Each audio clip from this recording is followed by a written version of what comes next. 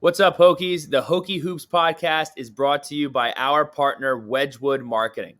Wedgwood Marketing is a Hokie-owned digital marketing agency based in Charlotte, North Carolina. Their results-driven starting lineup of marketing services, including SEO, Google, and Facebook ads, are the key play for growing your business in this digital world.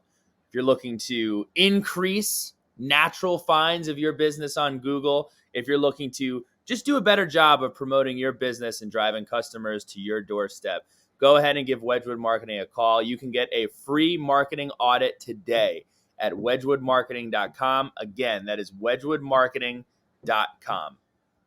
All right, everybody. Billy Ray Mitchell. I am here joined with my friend Ed Williams, and we are here for the Hokie Hoops podcast following Virginia Tech's 82-72 loss at the Carrier Dome, R&L Dome, the Dome in Syracuse. I don't know. They renamed it.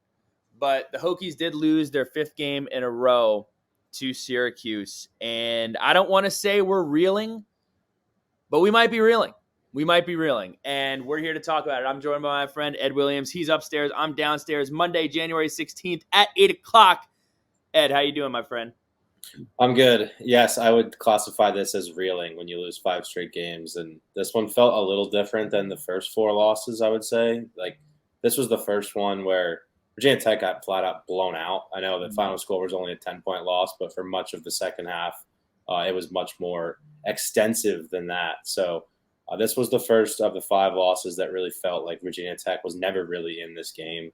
They played a decent first half, but in general, Syracuse kind of had their way, especially I would say in the first 10 minutes of the second half. So what you could consider the third quarter of that game, Virginia Tech got dominated. So yes, I would classify that as reeling. Syracuse 5-2 in conference. They're 12-6 as of today.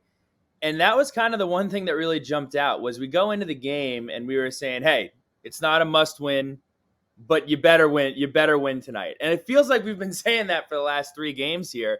And again, it just looked like 2 totally different teams on there. It did not look like evenly matched teams. It looked like Tech was just completely overmatched in a game where do we start here, Ed? Do we want to start with Rodney Rice? Do you want to start with the good? Yeah, I guess that's fair. We can do that. Yeah, so Rodney Rice, he gets his first opportunity to play. It's funny when Coach Young, I don't want to say he got testy, but he got a little upset with people asking him about Rodney Rice. And he said, look, when the medical folks clear him, he will play. That's it. Not trying to mislead you, not trying anything. Just so happens the medical people cleared him the next game. So Rodney Rice did make his appearance for Virginia Tech. Played 29 minutes, and although he didn't jump off the stat screen, the simplest way I can put it is his body type and just the way he looked on the court jumped off the screen for me. I can't remember a time that we've ever had an athlete or a basketball player that looked like Rodney Rice. And the way that you put it, Ed, is he came out of the game, went right back in, and you were like, you know what? Like, Coach Young probably doesn't know how to not know how to handle himself, but he's never had somebody like Rodney Rice on his roster before, and it's going to be really fun to watch him develop. Yeah, I mean, I would have to really do a deep dive into who Mike Young has coached throughout his career, but I think it's pretty safe to say that he's never coached anybody in their true freshman year with the talent that Rodney Rice has. I mean, like you said, he looks the part.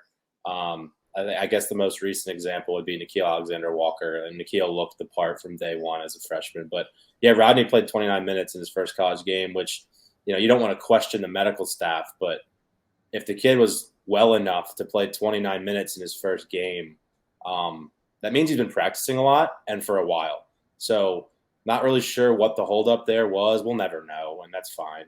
But it was really nice to see Rodney play that extended amount of minutes in his first college basketball game.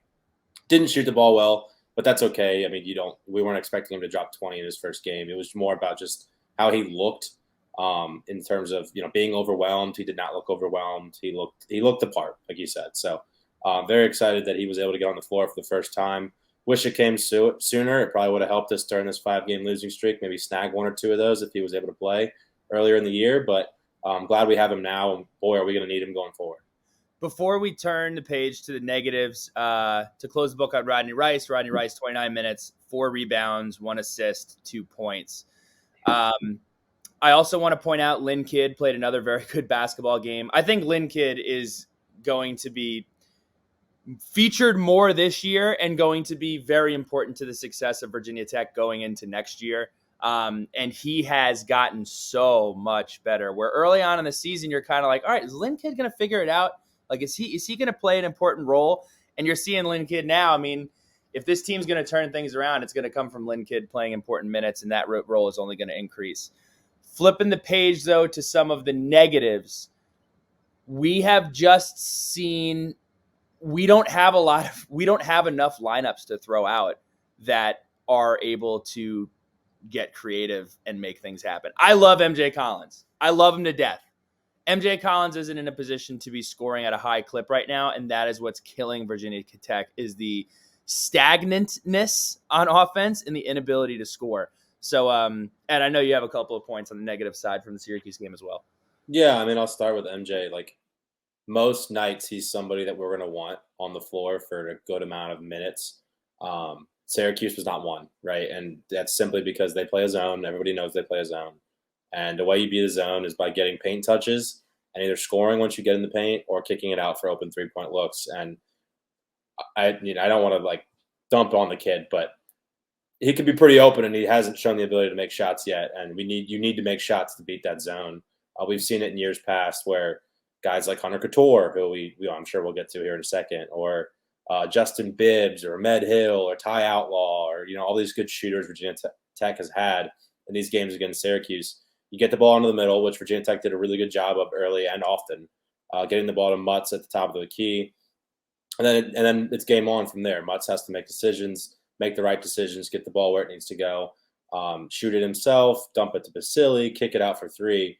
And Virginia Tech shot 15% from 3. So if you shoot 15% from 3 against Syracuse, you are not going to win. I don't care. You can play that game 100 times. If you shoot 15% against that zone, you're not going to win the ball game. So it's tough for MJ. He's not shooting the ball well. I think, if you watch his high school film, he was more of an around the rim guy anyway. The jump shot will get better. I have no doubt about that. But if Sean Padula is not going to shoot well and Rodney Rice isn't going to shoot well and Darius Maddox isn't going to shoot well and MJ Collins isn't going to shoot well, you're not going to beat Syracuse. And quite frankly, you're not going to beat anybody.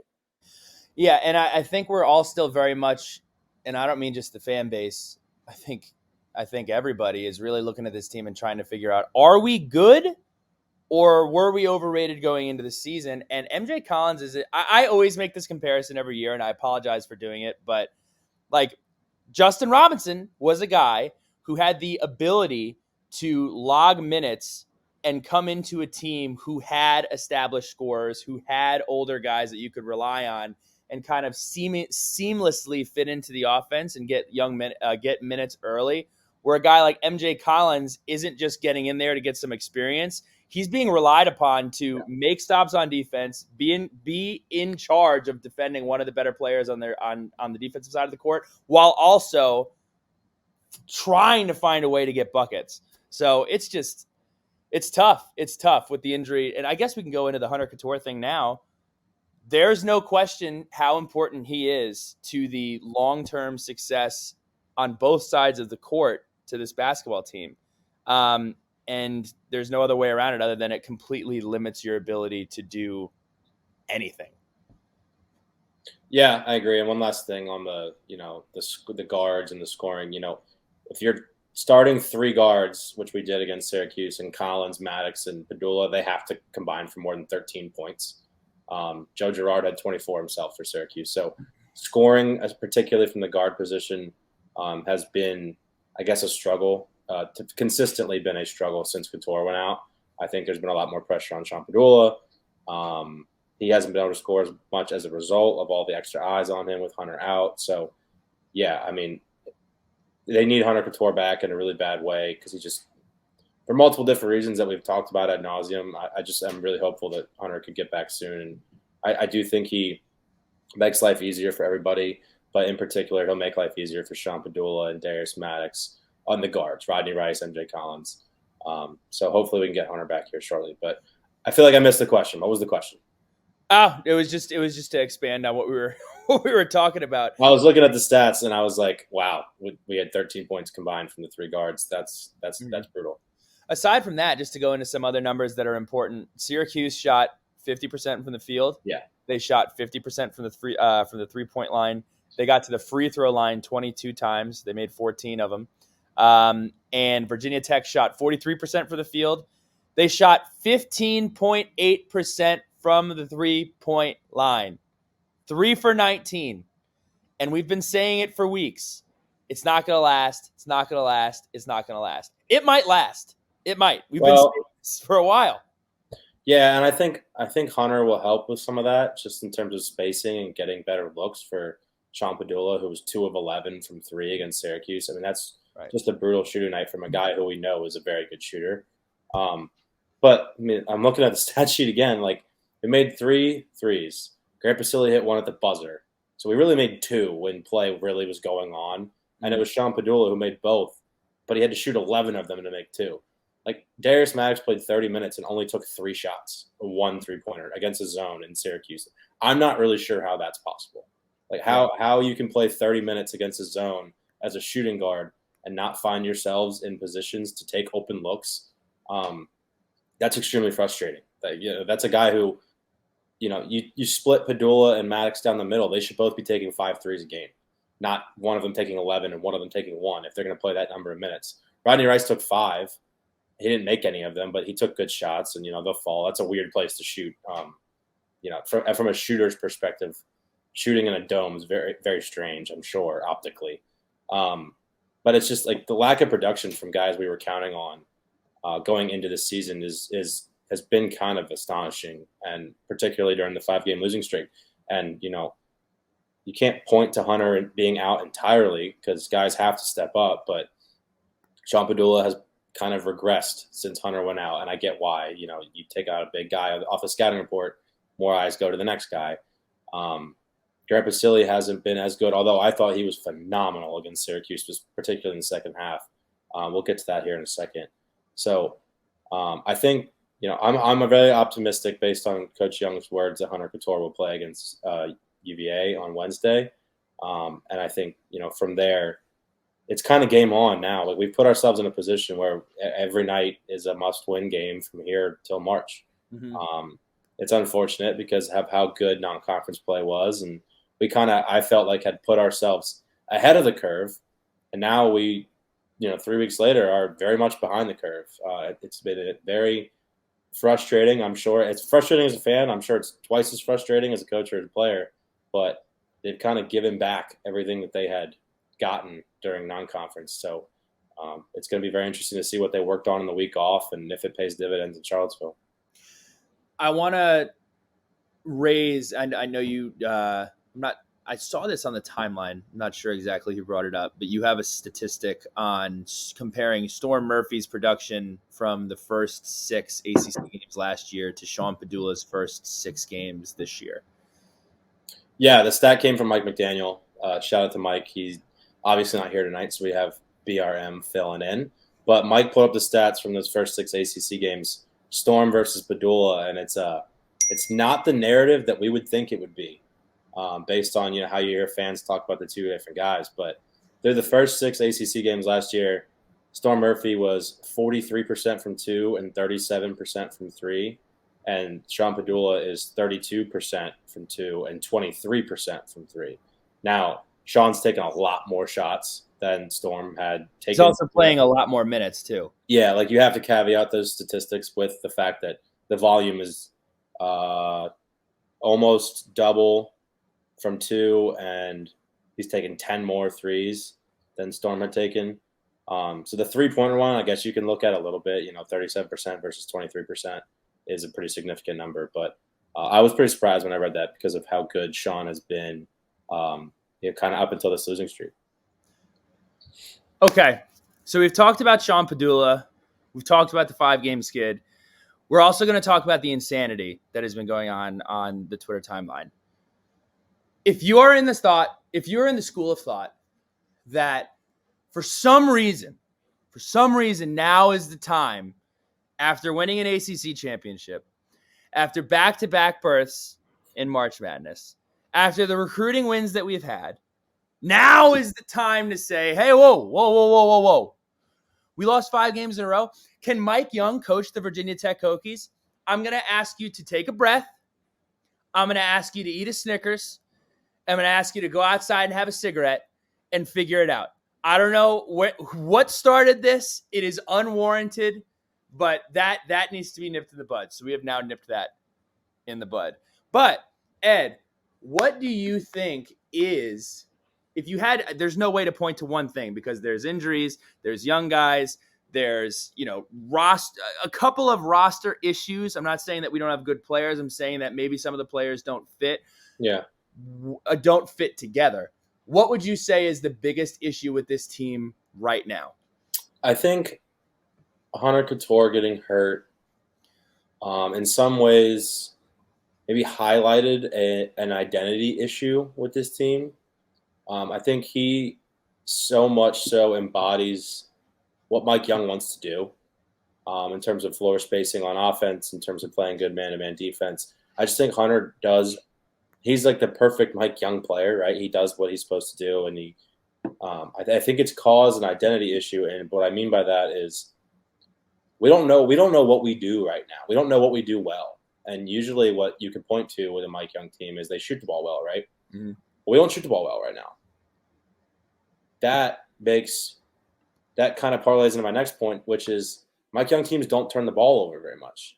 Well, our 2 primary ball handlers, who I'm guessing if you looked at their usage rates are through the roof, Justin Mutz and Sean Padula, they're turning the ball over a lot. So the lack of shooting compounded with the turning the ball over, we don't look like a Mike Young team right now. Last year when we would get in trouble late in the clock, the set didn't work, didn't get a good look. The secondary play every time was a motion that created an easy entry pass to Keve Aluma on a block. Go to work, young man. 5 seconds left. Get up a good shot. That we don't have any of that. And Mutz can do it in spurts. Vasily, I want to talk about this more in a second, can do it.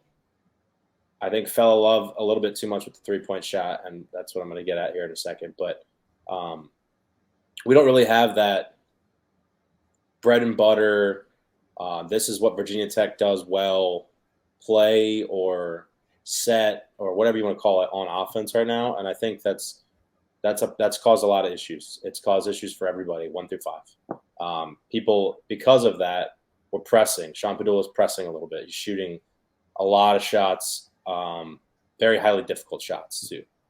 Justin Mutz is dribbling a lot for a power forward in college basketball, which he's good at. But again, you do it that much, you're going to turn the ball over.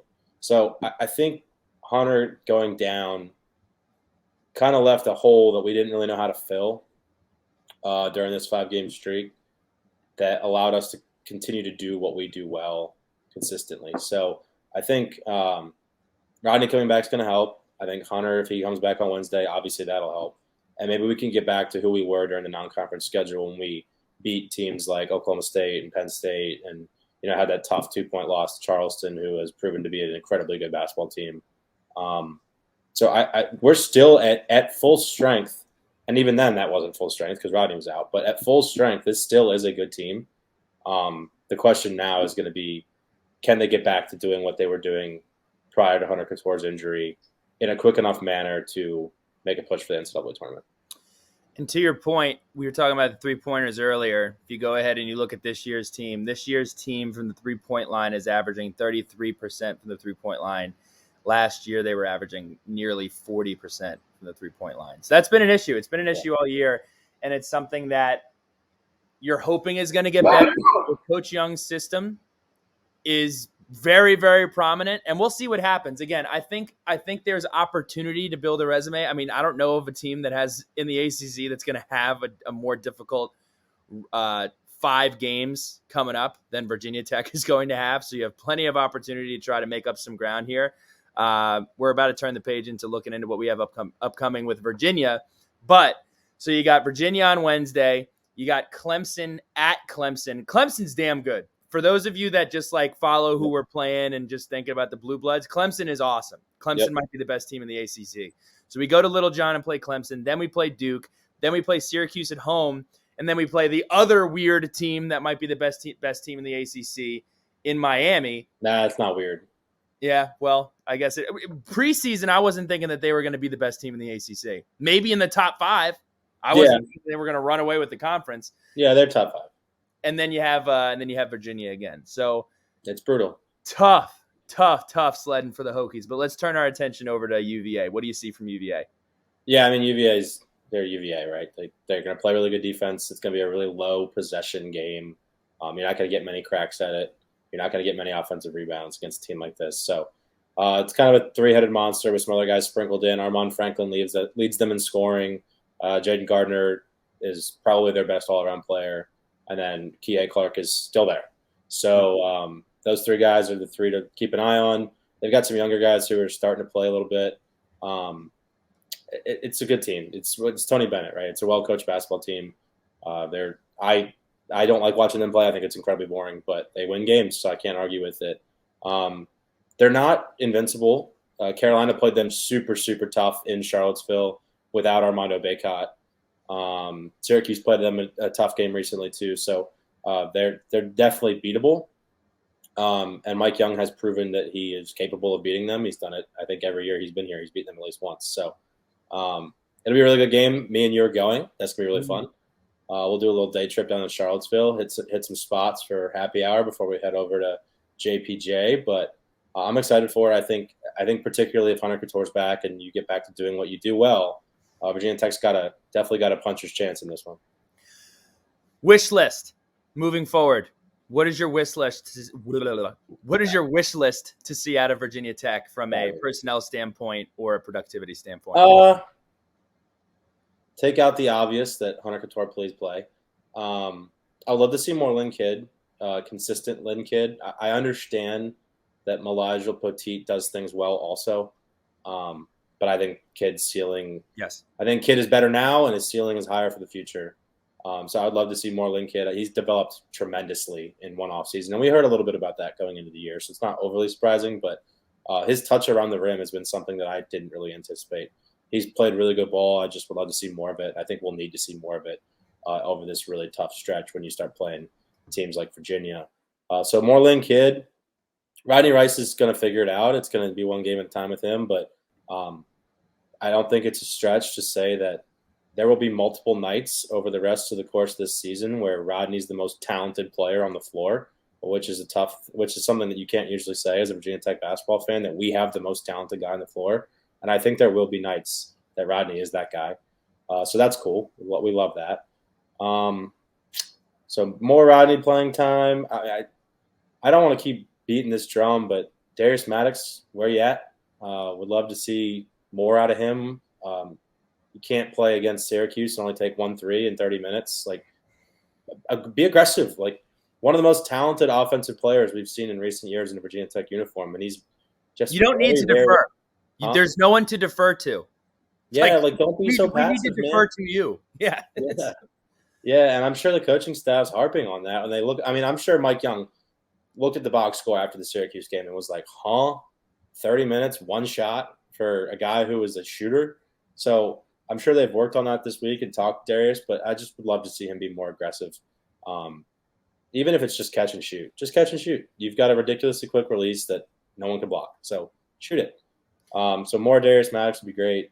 Other than that, Sean Padula, if he would – I love Sean Padula's game, right? I want to caveat this from the start. Sean Padula's game is awesome. I love how aggressive he is. Plays so hard. I love that he wants to go to the rim. He's very good around the rim. He's extremely strong at the point guard position, physically strong. Maybe take it back one gear. Just play a little bit more within himself. I think he'll find the results will be significantly better than what they've been recently. So they were pressing, right? Mutz and Padula have been pressing because they've been losing and they feel like they need to, and that's fine. But hopefully if Hunter's back, and even if he's not, if Rodney's more comfortable and can start to fill that role, I think, just get back to playing Virginia Tech and Mike Young brand of basketball, and this team will be fine. Last thing, or one thing before we get to our last segment on the Ken Palm, the net, and a few other things. I do want to extend a our thoughts and prayers out to Allie Hayes. Allie Hayes is a young lady, 9 years old, who recently suffered a seizure and had to have a mass taken off of her brain. She is currently recovering in Roanoke. She's a big Virginia Tech fan, a huge fan of the Queens of Castle.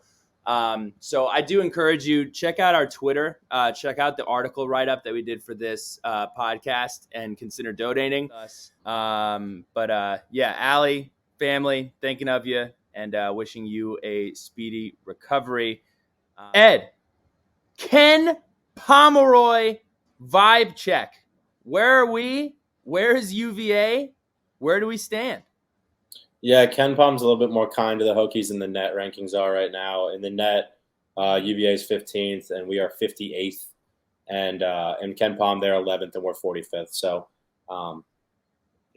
it's steady, but been a steady decline for 3 weeks in both of those rankings. At one point, I believe we were around the 20s or low 30s. So time to turn it around. But that's kind of all I have on that. It's like, yeah, you keep losing, you'll keep dropping. So it's pretty straightforward as far as that goes. But the next segment, I changed it up a little bit. It's usually the Mike Young quote of the week, but this week we're going to do a quote about Mike Young. So today in the, I guess, Monday ACC media availability, Coach Tony Bennett said, "I like him," talking about Coach Mike Young, "and I respect him. Their team plays the right way. Tony Bennett." So it's pretty cool to see the two in-state coaches hyping each other up a little bit. They're obviously both, first-class individuals, first-class basketball coaches. So it's pretty cool to see the respect and admiration between the two of them. Want to beat him. Always want to beat him. But I love Tony Bennett. Yeah, I've always loved Tony Bennett. Class guy the state of Virginia has. Look, we've been on a little bit of a slide, but I do think the state of Virginia has two of the best basketball coaches that you could possibly ask for, and certainly two of the best in the conference. Last segment, little recruiting update. What do you have for us, Ed? It's not much as recruiting it as is a commit watch. Okay. Brandon Rechsteiner and Jaden Young are the two commits that Virginia Tech has for next year's class. If you look at 24/7, it might not blow you away, but I'm here to tell you that both of these guys are way better than where they are currently ranked on the 297s, as Mike Young calls it. But Brandon Rechsteiner just hit his 1,000th career point in high school. That's a pretty cool statistic for him in his high school career. Mike Young and Kevin Giltner were both in attendance for that. So I'm sure that was a really fun night for him and his family and for the coaching staff, watching him hit that achievement. And then Jaden Young had an awesome weekend in the tournament that Mike Young was also at, where he had one game where he had 26 and 6. So kind of a point guard and a shooting guard coming in the same class next year. I encourage you guys all to go and type in and watch their YouTube highlights, because they both have some pretty fun highlight tapes. And Brandon Rechsteiner is going to dramatically outperform his recruiting ranking. I'll say that right now. If you're headed out to Virginia for this game, hit us up. Hit us up on Twitter. We will be there bright and as early as we possibly can, because it is a work day. But we are making the trip. So we're going to be on the way. We're going to have some fun stuff. Let's get together for some drinks and hopefully come away with a W. Other than that, sonsofsaturday.com. Check it out. Got plenty of writing and awesome stuff going on. I know that Alex is working right now on recruiting profiles. We also have Braylon Johnson is launching his podcast this week, which will be interviewing other members of the 2023 recruiting class. And the Sons of Saturday podcast will come out with an update on a running back that we got who is going to make a huge difference for the Hokies next year. Other than that, girls, keep kicking butt. Wrestling team, keep doing your thing. They have NC State, the 5th-ranked Wolfpack, are coming to Castle on Friday, so check them out. And then we got baseball, we got softball coming up, we got soccer getting ready to roll, I got lacrosse, and students are headed back to school. If you're a student and you're listening to this, let's start off on the right foot. I didn't even plan on this. I'm just going to give you some encouragement. Start off on the right foot. Do your homework. Show up to class. Bring your clicker. Bring a pen. Bring a pencil. Don't be asking the guy next to you for paper. Let's start the semester off right. There you go. Little Monday motivation for you. Ed, I'm coming upstairs. Let's watch some Monday Night Football. Let's do it. Go Hokies.